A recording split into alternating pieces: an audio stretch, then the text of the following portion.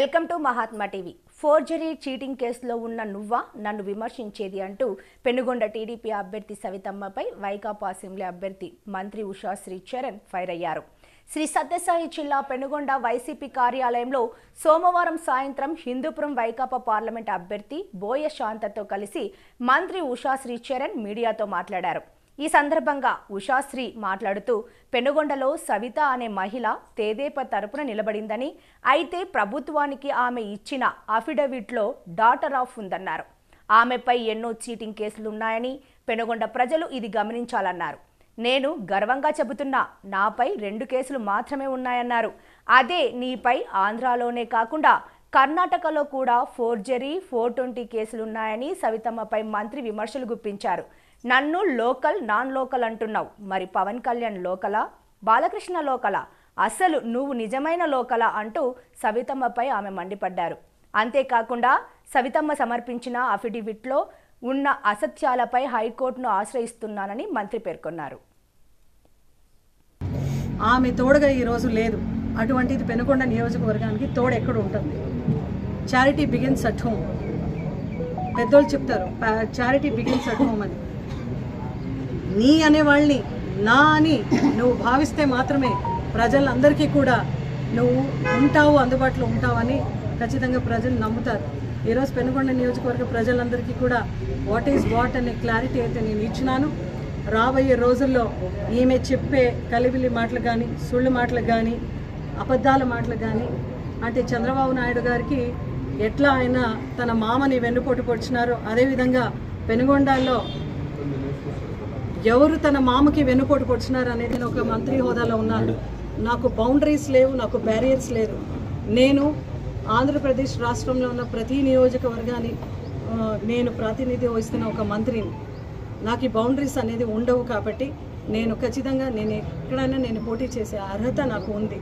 రాయలసీమలో పుట్టిన బిడ్డ నేను ఎక్కడైనా పోటీ చేసే అర్హత నాకు ఉంటుంది.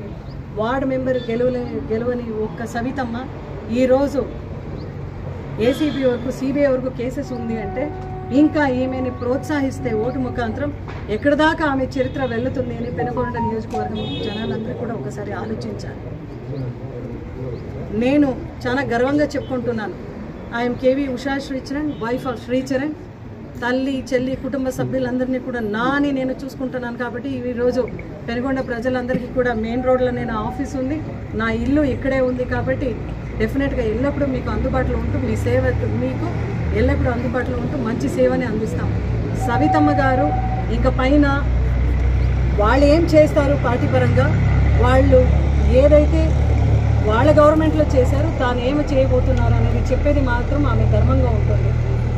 పోయినన్న రోజు కూడా మన ముఖ్యమంత్రి గారిని తిట్టడం, వైసీపీ పార్టీని తిట్టడం, నన్ను తిట్టితే ఓటు పడదు సవితమ్మ. మీకు ఈ చిన్న లాజిక్ మీరు మిస్ కావద్దండి. వచ్చిన రోజు నుంచి ఫ్లెక్సీలు కోసారు, ఫ్లెక్సీలు తగలబెట్టినారు, లేనిపోని మాటలు మీరు మాట్లాడినారు.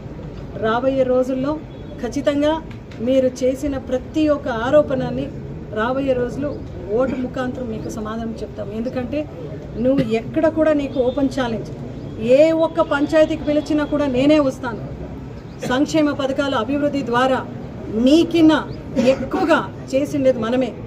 నీ యొక్క స్వంత రాంపురం పంచాయతీ నువ్వు తీసుకున్నా కూడా అక్కడ కూడా మేము ఎక్కువ అభివృద్ధి చేసిన సంక్షేమ పథకాలు ఇచ్చినాం. ఇది డెఫినెట్ 100% ఓపెన్ ఛాలెంజ్.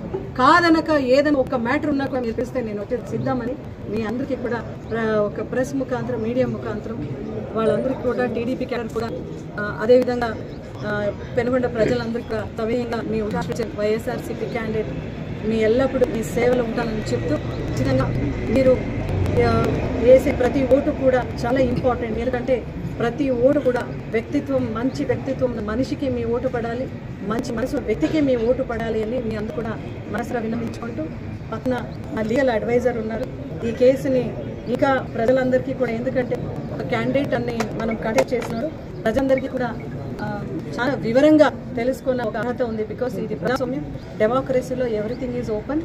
దానికోసమే ఈరోజు ఉమాపతన కూడా లీగల్ సెల్ అడ్వైజర్ ఆయన కూడా 2 మాటలు మాట్లాడుతున్నారు.